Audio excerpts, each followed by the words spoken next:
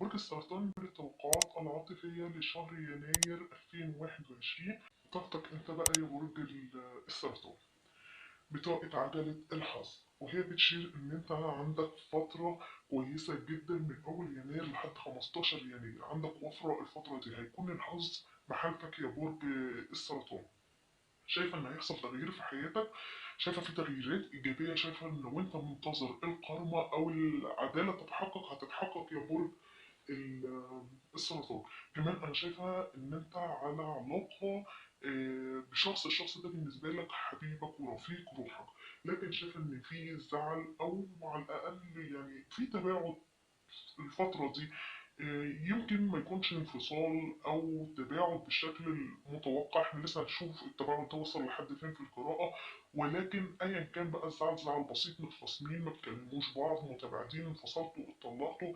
شايفة ان في لحظات حاسمة وفي دورات الحياة وفي تغيير عندك في المصير يا برج السرطان.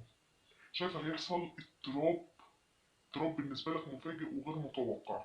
الاضطراب ده هيكون سبب ان انت هيكون ليك فرصة تانية للعودة لشريكك يا برج السرطان. كمان بظهور بطاقة القوة، فأنا شايف إن أنت بتواجه مخاوفك يا برج السرطان أو بتواجه شكوكك.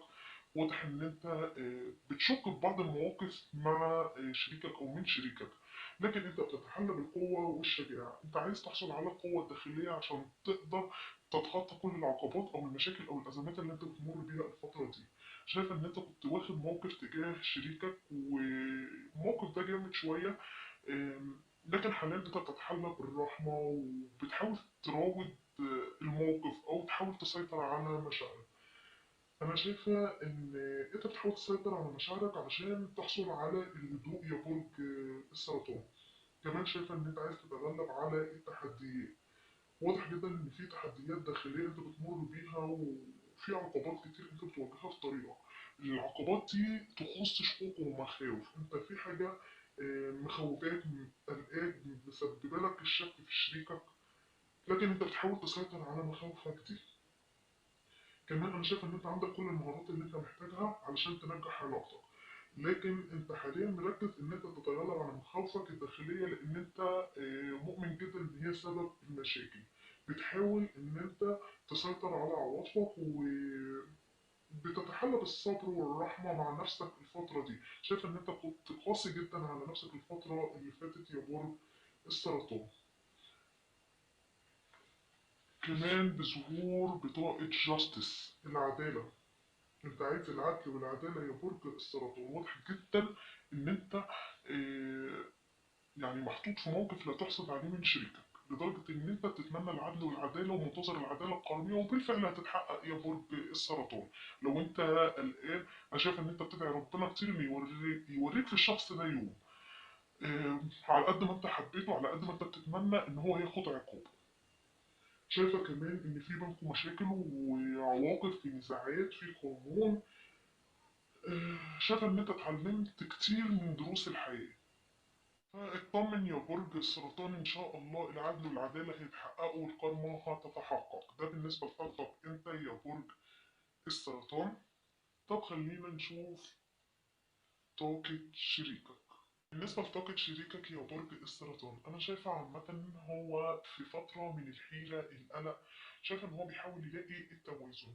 شايفة إن هو بيحاول يلاقي التوازن بين مختلف مجالات حياته، سواء بقى في الحب في العمل.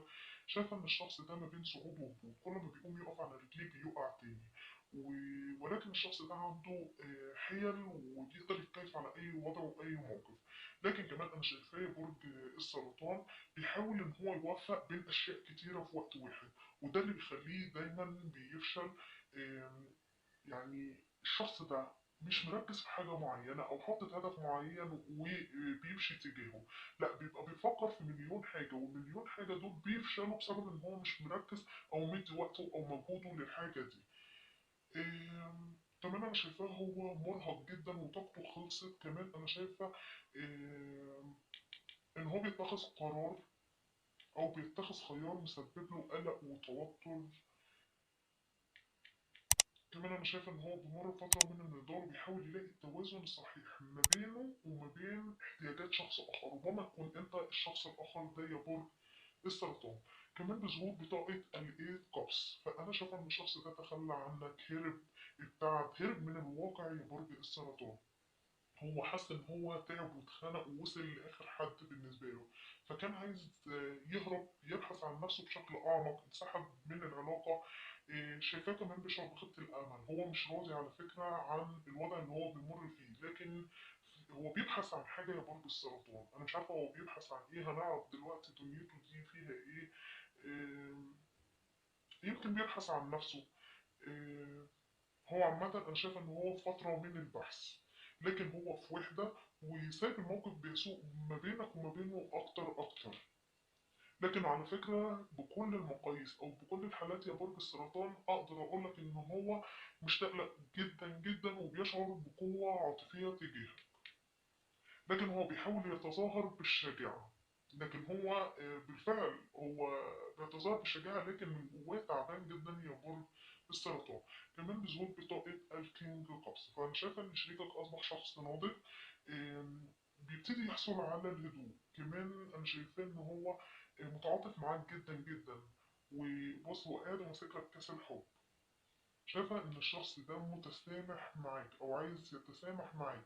شايفة إن هو شريكك شخص حنين ورومانسي. كمان يمكن تكون شريكك أب، يعني علاقة متزوجين، لأن أنا شايفة هنا أب مخلص، لكن أنا واضح إن في خلاف، في سوء تفاهم هو كان سبب المشاكل، وإن الشخص ده مقدرش يتحمل يا برج السرطان وقرر إن هو يبتعد ويتخلى عن العلاقة. ده بالنسبة لطاقته هو. طب خلينا نشوف مشاعرك أنت تجاهه يا برج السرطان. بالنسبة لمشاعرك أنت تجاه شريكك يا برج السرطان، أنا شايفة علاقة حب، علاقة رفقاء روح، ودي ظهرت في طاقتك يا برج السرطان، إن هو رفيق روحك حبيبك. إيه، شايفة إن في بينكم انسجام، في توازن، الشخص ده بيكسبك، أنت بتحبه جدا جدا يا برج السرطان. شايف إن في ارتباط ما بينكم قوي، أنا شايفة إن أنت عايز تصالحه وعايز تقدم له اقتراح رومانسي.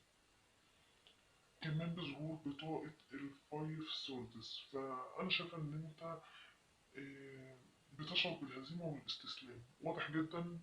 بطاقة الثري سوردز يا برج السرطان، واضح إن في طرف تالت بيلعب لعبة جميلة جدا في تدخل الأطراف ثلاثية مدمرة لكم العلاقة، خليتك حزين جدا جدا يا برج السرطان، وبتبكي وبتبكي بحرقة.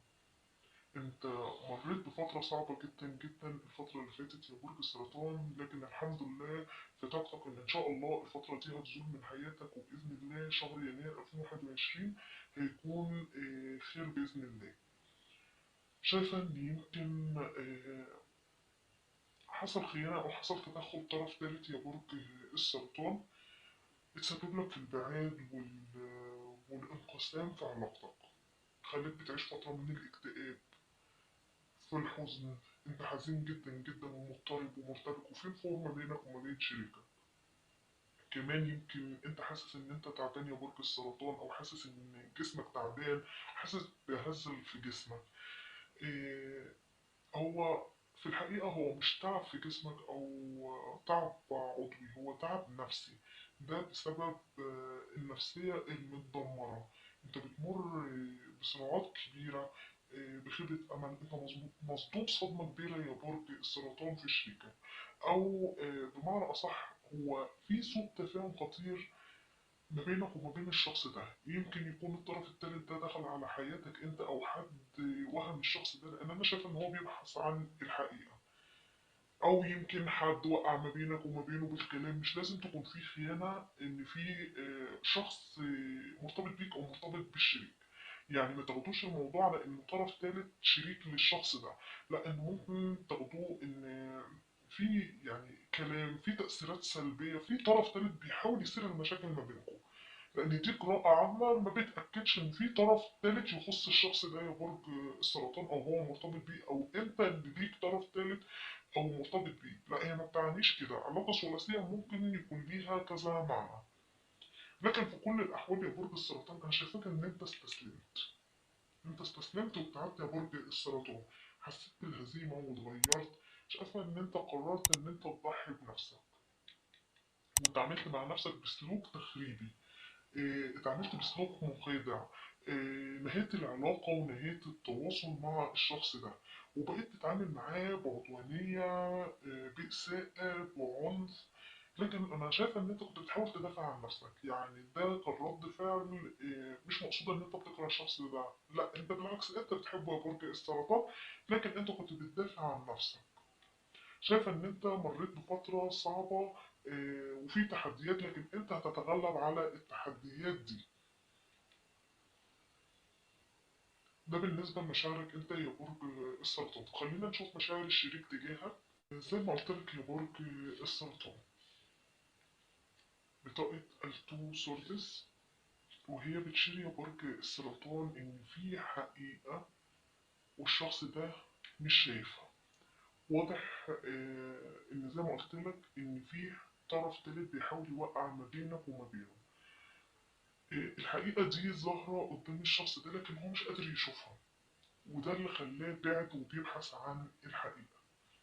بطاقة التو اوف سوردس، وهي بتشير ان الشخص ده مجمد قلبه عليك، لكن هو في الحقيقة بيحبك وتعبان جدا، لكن بيحاول يتظاهر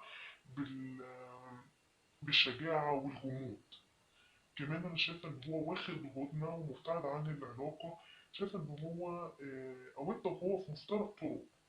كمان هو بياخد قرارات صعبة، وده باين في طاقته ان هو بيحاول ياخد قرار او بيختار اختيار مرهق بالنسبة له. ونفس الحكاية هنا، الشخص ده بياخد قرار مرهق بالنسبة له، بيحاول يواجه مخاوفه. انتوا الاتنين بتواجهوا مخاوفكم تجاه بعض يا برج السرطان. شايف ان الشخص ده شايف ان العلاقة ما بينكم اتمزقت، وان الولاء انقسم، وان الشخص ده وقع في وسط الطريق، حاسس بالعمى، حاسس انه تعبان. إيه، الشخص ده ما عندوش القدرة ان هو يشوف الحقيقة. يمكن الحقيقة بالفعل قدامه، وانت ده اللي مجننك يا برج السرطان، ان انت شايف كل حاجة والحقيقة قدامك واضحة زي الشمس. لكن الشخص ده زي ما بقولك كده هو معمي بسبب الطاقات السلبية وبسبب الطرف التالت. إيه، كمان بظهور بطاقة الناين سورتس يا برج السرطان، انا شايفة ان الشخص ده على فكرة هو ندمان، هو خايف وقلقان ومرعوب. ده مش خايف وقلقان بس، ده هو مرعوب وحزين جدا وتعيس وبيشعر بالسلبية، مجهد جدا جدا من كتر التفكير، شايل أعباء كبيرة. الشخص ده حرفيا تقدر تقول كده إن هو في نقطة انهيار يا برج السرطان. هو ما عندوش القدرة على مواجهة الحياة، والشخص ده بيمر بفترة آه، في ضيقة كبيرة جدا، حاسس بقرب نفسي، هو حاسس بالذنب. واضح جدا إن هو بالفعل تركك وبعد عنك وتخلى عنك وظلمك يا برج السرطان، لكن هو حاليا عنده شعور بالذنب وندمان، ومركز جدا على الماضي، بيفكر فيك يا برج السرطان. وفي نميمة، البطاقة هنا بتعني النميمة. مش قلت لك يا برج السرطان في حد بيتكلم عنك مع الشخص ده، وهو سبب الاضطراب اللي حصل في حياتك. شايفة إن الشخص ده قلقان وتعبان وما بينامش، ودايما عنده صداع نصفي بسبب التوتر والأرق والتفكير اللي هو بيمر بيه. كمان ظهور بطاقة الناين كابس، فأنا شايفة إن الشخص ده عنده أمنية عايز يحققها، والأمنية دي هي أنت عايزك تعود لحياته مرة تانية. هو بيتمناك وبيحلم بيك، والشخص ده بيشعر تجاهك بالسعادة، بالبهجة، بالفرح، بالإيجابية، بالتفاؤل. بيكون عنده وفرة وانت معاه، وبيكون راضي عن حياته. شايفة إن الشخص ده بيشعر معاك بالمتعة والتدليل يا برج السرطان. ده بالنسبة لمشاعره هو. طب خلينا يا برج السرطان نشوف هو شايفك ازاي.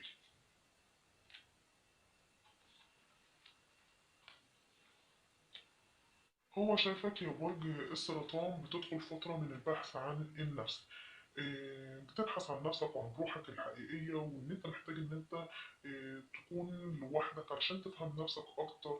كمان هو شايفك إن أنت بتحاول الابتعاد من موقف صعب، أو عشان تكتشف نفسك وروحك الحقيقية، أو تفكر في وجودك بالنسبة له أو في اتجاهك للحياة أو إنك أنت بتقيم العلاقة كلها. كمان هو شايف إن أنت عزلت نفسك وانسحبت من أجل التعافي من موقف صعب. كمان هو شايف إن أنت بتمر بمرحلة معادية للمجتمع، ومع كل اللي بيحاول إن هو يتفاعل معاك أنت مش عايز تتفاعل مع أي حد، ومش طايق حد يتكلم معاك يا برج السرطان. كمان هو شايفك يا برج السرطان شخص حساس وساذج، والشخص ده معجب بيك على فكرة. كمان هو شايفك أصبحت ناضج عاطفيا، شخص رومانسي، شخص لطيف وجميل. كمان هو شايفك يا برج السرطان دايما بتتبع قلبك وسلوكك مهذب، وبيلاقي معاك مودة ودفء ولطف، وإن أنت إنسان حساس، عفوا، إن أنت إنسان حساس وعندك إحساس بيه دايما، وعندك أخلاق وشخص دبلوماسي، وبتحب دايما السلام وبتحب التفاوض. ده بالنسبة اللي هو شايفك إزاي. طب خلينا نشوف إيه نوعيات تجاهك يا برج السرطان.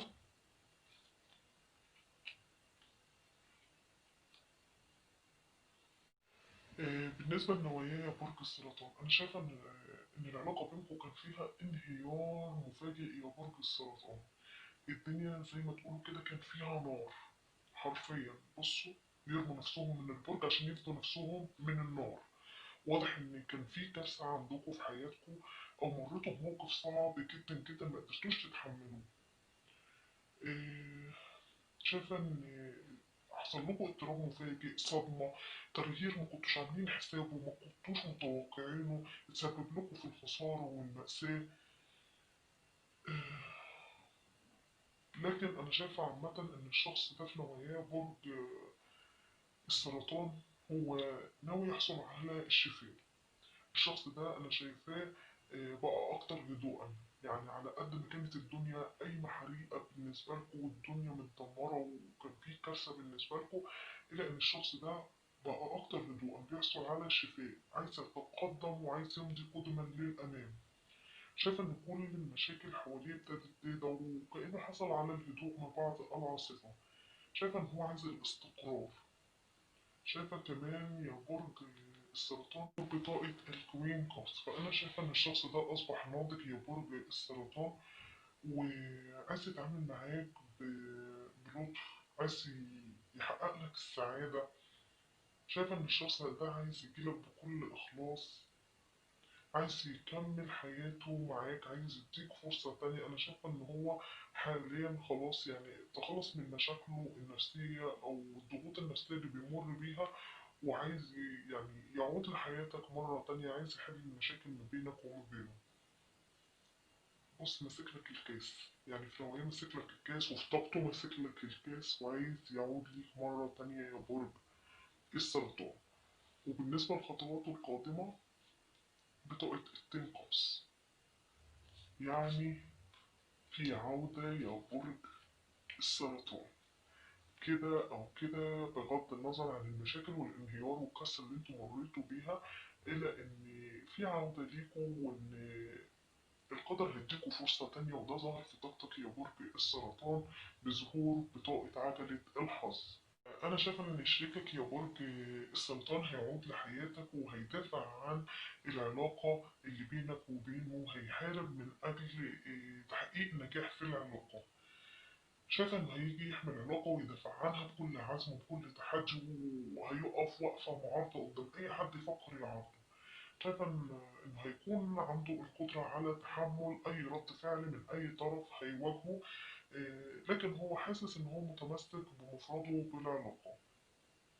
هو حاسس إن هو أكنه ماشي على طريق سريع. ربما أنت تكون متجاهله أو بتوصل له إنك أنت خلاص مش عايزه يا برج السرطان، لكن الشخص ده لسه محافظ على سيطرته، وعايز يعود ليك بقرارات حازمة، قرارات قوية. الشخص ده جاي لك وهو عنده إرادة قوية، لكن كمان أنا شايفاه على فكرة هو تحت هجوم شديد، يمكن منك ويمكن من أطراف حواليه.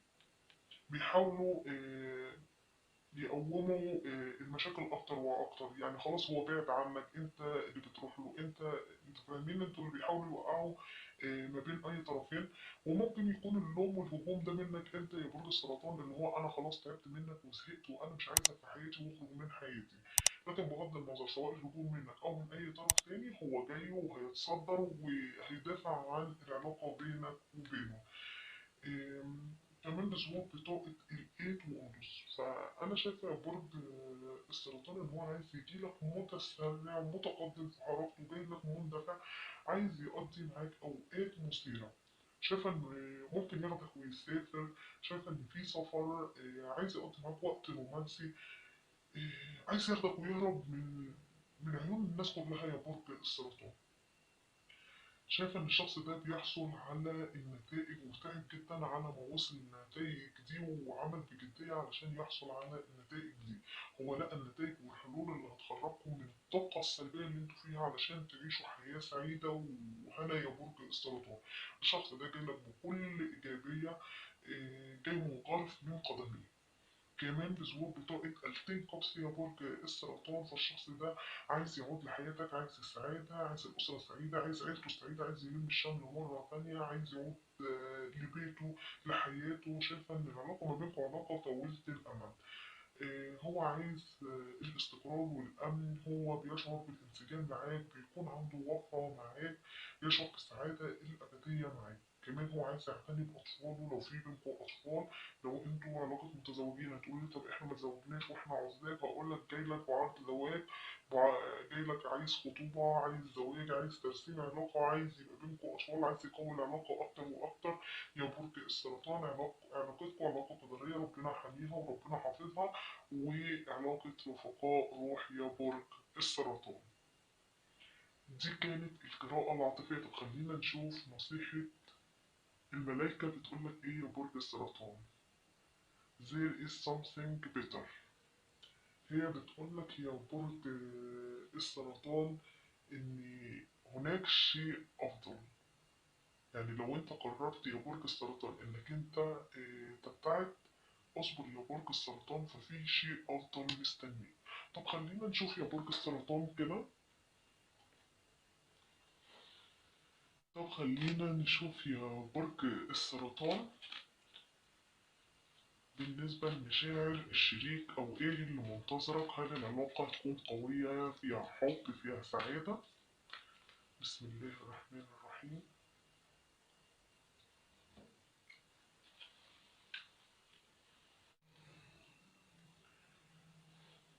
مفيش أفضل من كده يا برج السرطان.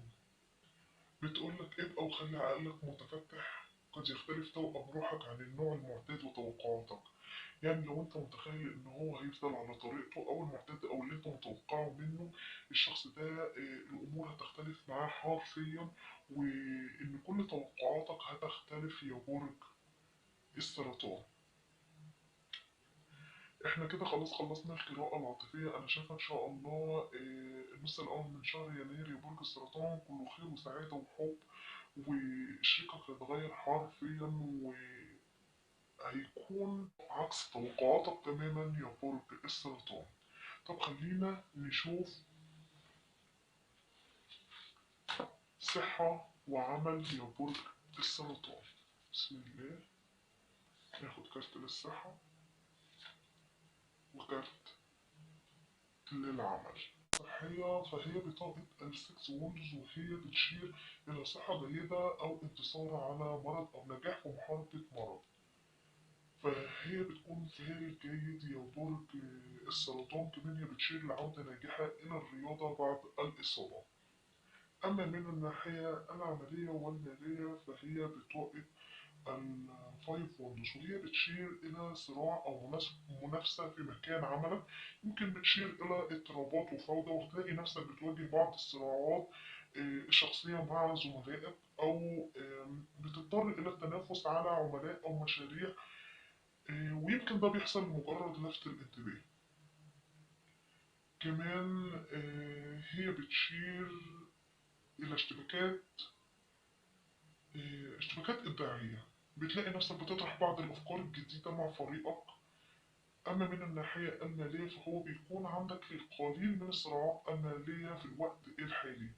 وإن الصراعات دي مش هتكون دايما، هي هتكون على المدى القصير يا برج السرطان. يمكن تضطر فقط إلى القتال من أجل إيصال أموالك للمكان اللي أنت عايز توصلها ليه. كمان هي بتشير لتعارض مع الآخرين حول المال، مثل الحجج أو الإفراط في الإنفاق مع شريك رومانسي أو شريك تجاري، أو الاضطرار إلى الكفاح من أجل استرداد أموال أنت اشتريت بيها حاجة وأنت ما كنتش راضي عنها.